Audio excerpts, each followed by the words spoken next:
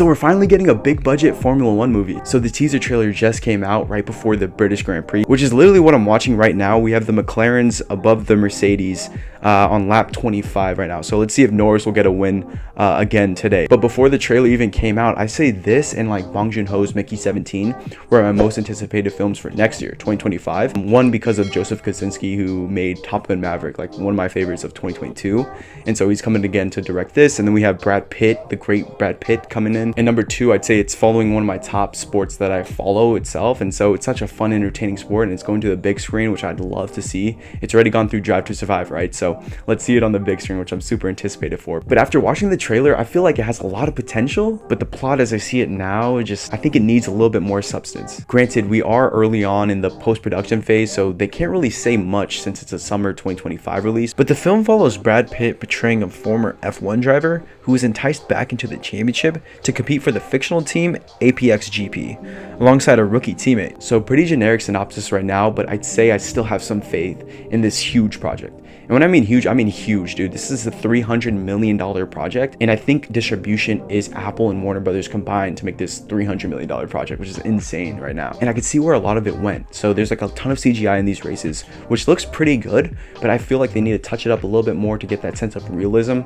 with the races and just with the grid itself. And obviously they can't bring in a real F1 cars. That would just double its budget. And I actually think they've been filming Grand Prix since last season, just like on the side as the 11th team, right? So it's interesting how they're going to utilize practical with visual effects in this. We'll see what happens, but I feel like the sense of realism just still needs to be there. And I'm not sure if there's any sense of realism when it comes to a story behind a 50-year-old driver coming into the F1 grid, which is funny as hell, but I'm definitely interested on seeing how that storyline plays out. But my favorite moment by far was seeing Gunther on screen. If you guys haven't watched Drive to Survive, Gunther is like the fan favorite. He brings that humor, he brings that genuine energy about it on the paddock. So he was a team principal for Haas, but no longer is. So glad he has actually another job in Hollywood right now. He is the heart of F1 at the moment. How do you sum up your season then this year?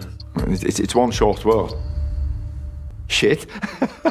So I'm a recent Formula 1 fan, right? 2 to 3 years now, ever since like Drive to Survive in the middle of those 1 to 4 seasons. And it's a very exciting sport that it's just not just driving a car, right? It involves so much more. It demands physical and mental endurance from its drivers, while also requiring top tier engineering at every moment to achieve that maximum performance from the cars itself. Get him!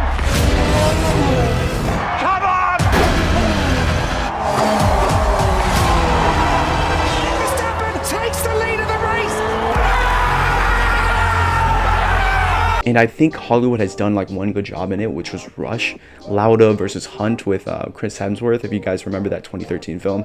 Fantastic film, and I think had moments of great drama that is associated with F1 and with that action-packed raw racing, right? Which is what we get the thrills of. And if this film gives that same energy Rush did, but on a grander scale, this is going to be a hit for 2025. So super excited with what this has to offer. We even have Hans Zimmer as a composer. I wish the teaser actually touched on Hans Zimmer, the GOAT of composing, and I think the Queen soundtrack kind of helped out with the kind of just getting the energy up for the Grand Prix, but I would love to hear some pieces from Hans Zimmer. But all is good. I'm still really excited for this film, even though there was a lot of CGI and the plot seems a little bit mundane, but I'd say, you know, top tier list for 2025, this Mickey 17. But with that being said, you guys, thank you so much for watching. Check out my other content if you want, back on the YouTube grind, and I'll see you later. Cheers guys, have a good one.